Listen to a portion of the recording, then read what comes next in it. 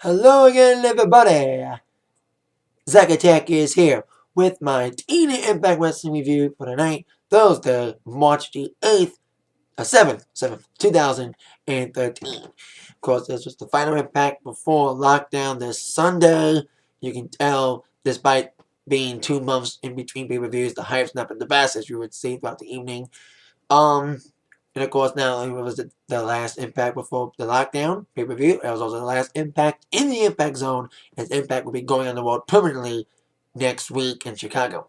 We also found out the man advantage for the Lethal Lockdown match, and who was the member, the VP of Ace and 8 that was unmasked by Kurt Angle. His identity was revealed tonight. Now, last week I read people's comments saying that it's not the leader. I said it was the leader of Ace and Eights being unmasked. I need to correct myself. It was the VP, not the leader, because people were commenting saying, "Ooh, it's not the leader unmasked. It's the VP." So I gotta correct myself. It was the VP unmasked, and we found out his identity later on in the evening. And I think the Impact Zone, with this being the last Impact Zone, I complained about the Impact Zone quite a lot. I said London was better, and I hope the American crowds in other arenas is as good as London's crowds when they go outside of Impact Zone starting next week, like I said in Chicago. I think the Impact Zone knew it was the last night, but I think it was as loud and rowdy as they ever been. So it was an okay Impact tonight, being lockdown pay-per-view, last one, before the pay-per-view, despite, like I said, lack of hype, despite being 2 months, especially the main event, being rushed, mumbled together. So there you go. And speaking of that title match situation, a man who's not happy about who is in the match, whether it's champion or challenger, came out to kick off Impact tonight. That was Austin Aries, without his tag team partner once again, Bobby Roode. Now, Roode wasn't on Impact last week. He was on again this week. Is he injured? Is it a storyline? Who knows? We'll see if Roode does make it to defend his tag titles with Aries this Sunday in a triple threat tag and lockdown with against Chavo Hernandez and Bad Influence. Of course, not every match is in the cage. It was like the old thing, every match is in a cage, even a knockouts match, but only 3 matches are in the cage. This year, not everyone is in a cage. So Aries came out saying he's mad about Hardy being the champion and Billy Ray being the challenger. Of course, Aries was trying to stir the pot between both of them last week to no avail. So since he can't be in the match Sunday as champion or challenger for that matter, saying Billy Ray didn't deserve it because he's Hogan's son-in-law. He just got it handed to him. Aries challenged Jeff Hardy then and there in a bump 2 match. And that's what happened. Aries and Hardy renewing their rivalry in a one-on-one match to kick off the final impact of the Impact Zone. Now, it was a decent match to kick off the Impact Zone night. Aries and Hardy delivered some decent action. Back and forth. Aries had the advantage early on, and of course, Hardy was dominating with his high-flying moves. They were beating each other all over the Impact Zone with some decent, okay spots in this matchup. And of course, with Aries dominating early on, and of course, Hardy got the late advantage, dominating with some great high-flying offensives, delivering 2 twists of fate. But indeed, as he was ready to put the finishing touches all over Aries, get this non-title victory, Matt Morgan came out of nowhere to beat the crap out of Hardy, delivering a carbon footprint not once but twice. And as Hardy was getting beat down by Morgan, here comes the number 1 contender for lockdown this Sunday for Hardy, Billy Ray, coming out to the rescue, making sure Hardy is healthy. Now, when it comes to why Matt Hardy attacked Matt Morgan, I said Matt Hardy, Matt Morgan. Matt Morgan attacking Jeff Hardy, he said basically to send a message to everyone in the TNA locker room, especially Hulk Hogan, because he's been on his rampage against Hulk Hogan for holding him back. He was like cited as the guy. He was like hinted as the new savior of TNA, being the leader. But Hogan kind of demoted him, pushing him back. He was teaming up with Joey Ryan for a while, but now he got rid of that douchebag and now focusing on singles achievements, especially getting the TNA championship that he feels that he deserves. So he's going to beat up everybody until he gets the opportunity to get another shot and to win the TNA World Heavyweight Championship. So there you go. Hardy, Aries, no contest with the interference from Matt Morgan. Now on to our next matchup.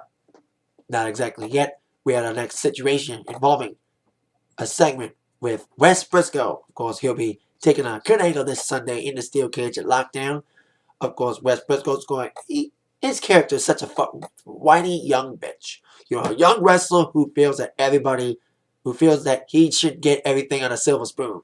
That's his character. A young wrestler who he deserves everything. He feels like he's a cocky little bastard. That's what his character is. And he's such a tour whining about, oh, I'm a Brisco. My dad's a great wrestler. And his uncle, Gerald Brisco being the best wrestlers in the world. I wouldn't say that. I want to go that far. They're decent wrestlers, but not the best in the world. So, there you go, with Wes Brisco saying that and saying that I am a Brisco and I am the best. I will beat Kurt Angle. I will prove that Briscoes are better than Angles. So as wrestlers going on and on and on and on, blah, blah, blah, blah, blah, beat your ass at lockdown Angle. Here comes Kurt Angle saying that he is ashamed of himself for trusting Wes Brisco by letting Wes Brisco be his protege, taking Wes under his ring for him and Gary Bischoff, for that matter, turning their backs on Angle and joining Aces and Eights. As Angle was talking to Wes, saying, I'm going to beat your ass Sunday at Lockdown for revenge for what you did to me, turning your back on me after all the hours I gave, making you a star in TNA, trying to make you a star.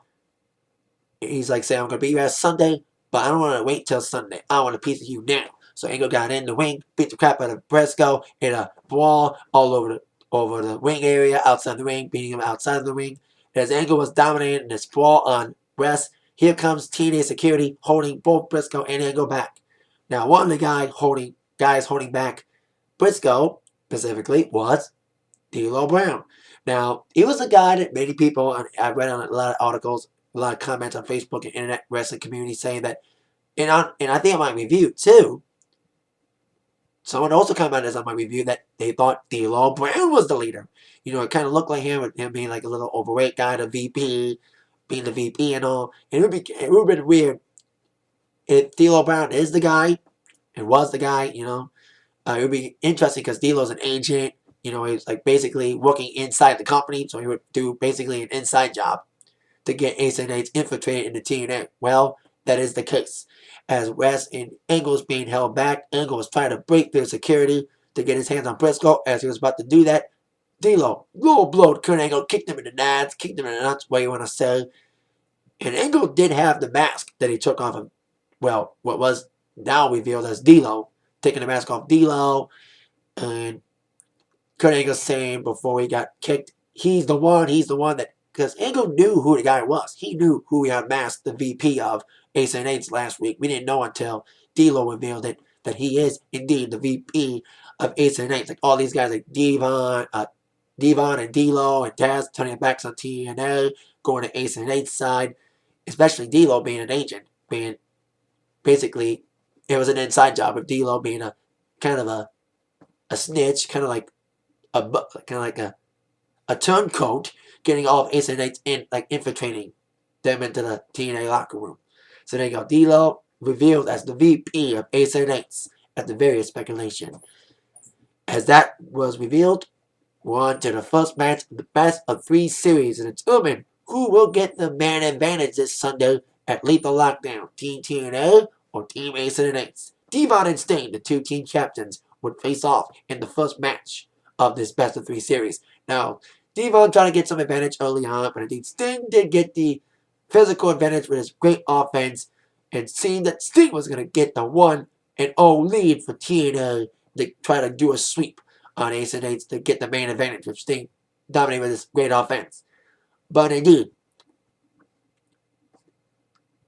it was Ace and Eights who would indeed get the victory and get the 1-0 lead, with a little help from a planted fan. As Sting was beating up Devon outside the ring, a planted fan of Ace and Eights spat in the face of Sting, blinding him, distracting him to get rammed against the steel by Devon, blinding him big time, and Devon rolling Sting back in the ring, and 1-2-3 victory with that ring ball attack and a little blinding from a fan. Sting got the loss. Devon gets the victory. Indeed, Ace and Eights is leading 1-0 thus far in the best of 3 series to determine the man advantage. The next match in this series would indeed be Garrett and Doc teaming up against Samoa Joe and Magnus, former tag team champion partners who still had problems of unifying. They were together, then they broke up, and they had a little rivalry against each other. So we'll see if Joe and Magnus can patch things up and unite to try to get TNA back in the leaderboard and try to get them back in the series to get the man advantage. Now, speaking of Lockdown, in our next matchup, 6-person mixed tag involving 6 people involved in Lockdown matches.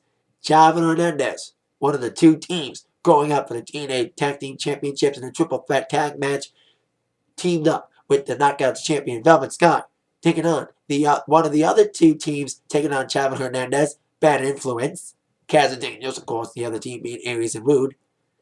And Bad Influence was teaming up against Velvet's opponent at Lockdown, Gail Kim. Now, basically, this matchup, the guys dominated the early half of this matchup with Hernandez coming in trying to dominate the early half of the matchup. But indeed, Chavo got tagged and got isolated in the ring by Daniels and Kaz with the quick tags in and out, and great double team moves, isolating Hernandez, Chavo for that matter, in the corner. And with the men dominating the matchup, the girls had to do their old ways of trying to get involved, with Velvet tripping Daniels during the matchup, and also Gail Kim getting involved, trying to beat up Chavo outside the ring with Kaz and Daniels. So as Bad Influence was dominating over Chavo, isolating him, Chavo got the hot quick tag to Velvet to get in Gail Kim by default, and Velvet was looking hot and looking good on fire, dominating over soon-to-be challenger for the title. But indeed, all hell broke loose as the 4 guys got in there, and it was male-on-female action as females almost got hit. Like Velvet almost got a big splash from Kaz, but she got out of the way before that, and Hernandez and Chavo was taking care of Bad Influence outside the ring, with Hernandez flying on top of Kaz and Daniels. And with that action going on, Velvet got a little bit distracted by that action and had to eat the feet of Gail Kim. 1, 2, 3. Gail Kim with that distraction gets the pin in the win for a team, pinning the TNA Knockouts champion in a non-title match, getting her big momentum towards their match for the title this Sunday. So there you go. Gail and Bad Influence get the victory. Now, on our next segment, which involved another update on AJ Styles. He's been out of the Impact Zone for about 3 months. Now, last week, with his whole storyline attitude, like AJ's got a new attitude now, and a new look, as we saw last week, as TNA cameras were trying to get caught up with AJ after his leaving of TNA 3 months ago, feeling all depressed about losing to Daniels, and of course his shitty year with the Clay Lynch storyline and losing an opportunity to wrestle for the title, TNA title, until this year's Bound for Glory. AJ didn't want TNA last week. He ran away from the cameras last week. This week, AJ wanted to avoid the cameras again. Now, if you watch that clip of AJ when the cameras caught him in that local bar in Atlanta, notice the guy he's talking to. He's wearing an Ace and Eights jacket, what looks like an Ace and Eights jacket. Is AJ an Ace and Eights? Because AJ is like normal Mr. Nice Guy. So what better way to say fuck you to TNA than being an Ace and Eights? We'll see if AJ is an Ace and Eights next week, because AJ said on Twitter tonight that he will be in Impact next week in Chicago, saying the TNA cameras came to me uninvited. I'm going to come to you uninvited next week in Chicago.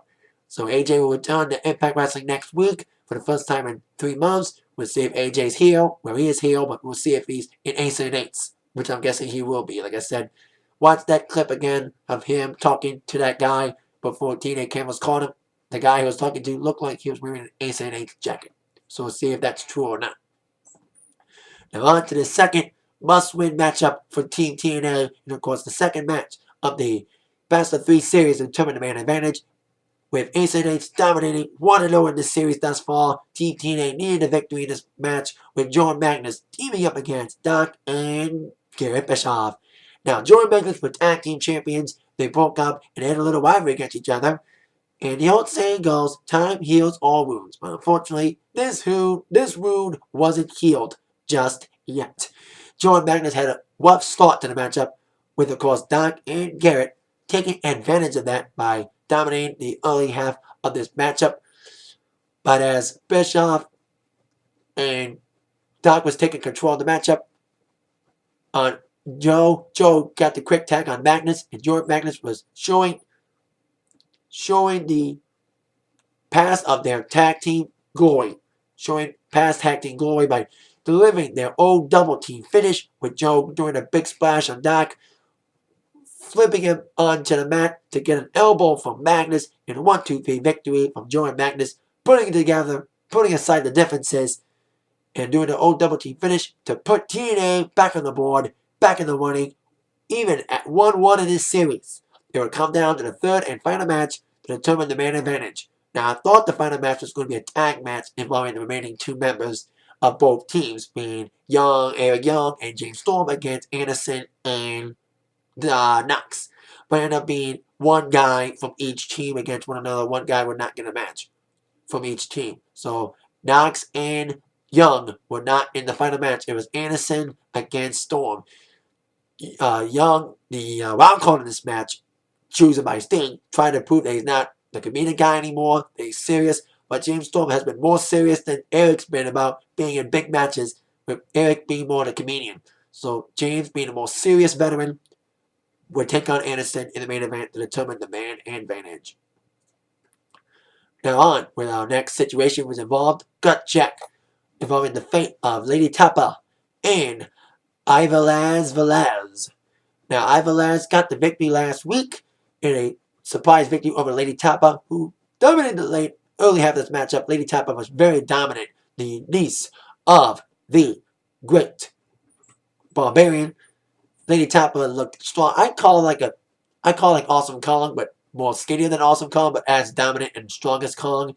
And Lady Tapa lost the match with that surprise victory from Velez. But despite that, the judges saw better of Lady Tapa because Lady Tapa showed more of a character than Velez did, and Velez looked kind of rough in the matchup. Lady Tapa looked more pristine in her delivery and her attack on Velez. So despite the win, I said it last week and I said it again, no matter who wins or loses, it will be the gut check judges to decide who will get the be able to go for the contract. And Velez was sent home despite the crowd's reaction. Lady Tapa was the one that would have to see if whether or not she'll get a contract or not. She was the one that would be the one that would be evaluated to get the contract.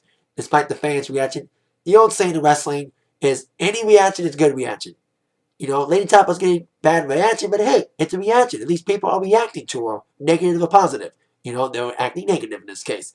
All the judges were saying, of course, Taz is out of the judging because of his affiliation with Aces and Eights. So he was replaced by Dangerous Danny Davis. Not Dangerous, Nightmare Danny Davis. Not Dangerous. There's two different Danny Davises. I didn't know there was two different ones. I thought it was the referee Danny Davis, the leader of OVW, but was another Danny Davis. Anyway, he said yes. Bruce Pritchard, who gave a shout out to the late great Paul Bearer, who died 2 days ago. Rest in peace, Paul Bearer. We have to say that. The crowd chanted that. And Bruce Pritchard said yes. No, actually, no to Lady Tapa. So that means Al Snow would be the deciding vote.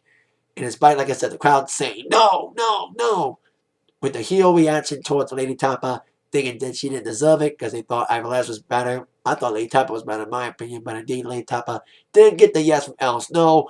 2-1 votes. So that means Lady Tapa is the second knockout gut check winner next to Taylor Hendricks. And once when Lady Tapa says she's been wrestling for 2 years, once she gets to OVW and holds those skills in OVW in the developmental territory and gets back to TNA after the developmental territory stuff, I think Lady Tapa could be a dominant force in the knockouts division, like as dominant as Awesome Kong was. So there you go. They don't have a dominant knockout now. And I'm glad they got a face knockouts champion after Tara, but I think when Tapa gets in, I think Velvet or whoever's the champ when Lady Tapa comes full time in TNA, better watch out because Lady Tapa is going to dominate the division in my mind. She could be a big force. So there you go. Now on with the next matchup, the final main event of the Impact Zone Impact was the final match to decide the main advantage for Lethal Lockdown. Tied at 1-1. This was the deciding match. James Storm taking on Mr. Anderson. Now, Anderson had a little bit of advantage, but indeed Storm was dominant most of this matchup. But indeed, Storm on a roll. He delivered the closing time move, his little backstabber move, called, like I said, closing time. He was ready to deliver the last call super kick and send TNA with the man advantage for Lethal Lockdown. But as Storm was ready to put the finishing touches on Anderson, here comes Ace and H distracting Storm. But to help Storm out, to even the odds, The rest of Team TNA, Sting, bloodied up still, Eric Young, Magnus, and Joe came out to even the odds a bit, but with that impending showdown, Storm got a little bit distracted, walked into a mic check from Anderson. 1, 2, 3. Mr. Anderson gets the victory with that distraction, and that means Ace and Eights gets the man advantage in the Team TNA Team Ace and Eights match for Lethal Lockdown this Sunday. Now, you look at these type of matches, like these World Games matches and Lethal Lockdown matches. When it comes to the man advantage in these matches, usually goes to the heels. The heels always seem to get the man advantage. And it happened again tonight with Ace and Eights gaining the man advantage for this Sunday. That means like first period 1-on-1, then 2-on-1 Ace and Eights, then 3-on-2, and vice versa. So there you go, Ace and Eights man advantage. Now, on our last segment, the final segment of the Final Impact before Lockdown, and the last segment of the Final Impact in the Impact Zone. Jeff Hardy, Bully Ray, in a stare-off, faced a showdown. Now, I said in the beginning, the hype for Lockdown, they had 2 months of hype this card in between pay-per-views. But even if they had all that time in the world, the main event is not the best. I like this match, but the hype, the build-up has not been the best. It was like rushed, kind of muddled together, kind of mumbled together, because Hardy, they had to build this match in fast time, because Hardy wasn't able to make it to the London tour because of his various drug problems, preventing him from entering the country. So they had to rush this storyline, rush this feud, and the build-up's not been the best because they had to rush through it with a short amount of time. And you can see with the promos, with the respect thing, basically face against face. In his last promo with Bully Ray and Hardy with Brooke in the ring with Bully Ray saying basically he respects Hardy because of the past, and Hardy conquering his demons and he becoming a champion, and of course of the past, Team 3D, the Dudley Boys, Hardy Boys. But despite Bully Ray saying that he's proud of Hardy, he's not as proud of himself because he hasn't achieved the big goal. He hasn't been a big singles competitor, but he's really proud of himself if and when he indeed beats Jeff Hardy in the ring. Not by walking out of the cage, not by climbing out. I want to beat you in the ring, Hardy. I don't want to take the easy way out. I want to beat you the old-fashioned way, the hard way, pinning you in that ring to be the new TNA champion in the cage. As Hardy and Bully Ray was talking, here comes Hulk Hogan, making his first appearance in Impact in 2 weeks since he was taken out by Ace and Eights with this little leg surgery thing, with, of course, Hogan preventing himself after that attack from Ace and Eights, preventing him from teaming up with Bully Ray and Sting in a scheduled 6-man tag against Ace and Eights in London. Hulk Hogan came out, crutches and all, saying that he's happy about the Impact Zone and how Impact's become a small company to a really good small company, and he's looking forward, no matter what, making it to Lockdown, crutches or not, this Sunday to see who will win the TNA Championship and become the leader of TNA. Hardy's a good leader in Hogan's mind, despite Hogan's claims that he's mad about Hardy not being there for the tour. He said on the internet, but anyway, you're also proud of Bully Ray, his son-in-law, despite everyone saying, he just got it because of being Hogan's son, heading on a silver platter, silver spoon, like people like Aries and Ruthven saying that. Despite that, Hogan's proud of Bully Ray for being a decent leader in the back, and will prove to be a decent leader if he becomes champion. As Hogan delivered that, Ace and Eights came out from the back to beat up on Hardy and Bully Ray with the numbers game on Ace and Eights until the rest of Team TNA, like I said, TNA Locker Room, specifically Team TNA, came out to even the odds. And that's how we ended Impact tonight with Team TNA and Ace and Eights getting on in a brawl to end Impact tonight. So there you go. That's the Final Impact before Lockdown. The Final Impact in the Impact Zone. With, of course, Ace and Eights getting the man advantage. D'Lo Brown revealed as the VP of Ace and Eights. And not a lot more, like some matches were made tonight for the pay-per-view with 3 cage matches, of course, official, Velvet Gale, the Tag, Brisco and Angle, and now we got Robbie E, Robbie T, Rob Terry, non-cage, those last we have mentioned, and we have no X Division title match yet with the new champ, Kenny King, but we'll probably find it out on Sunday, probably a last-minute matchup with no hype like the rest of this pay-per-view, despite being 2 months since Genesis. That is it. My TNA Impact Wrestling review. I'll see you all later. Thank you all very much for watching. With that in mind, involvement attacked by the review from Zach. Have a good night. See you all later. Have a good weekend. Yeah.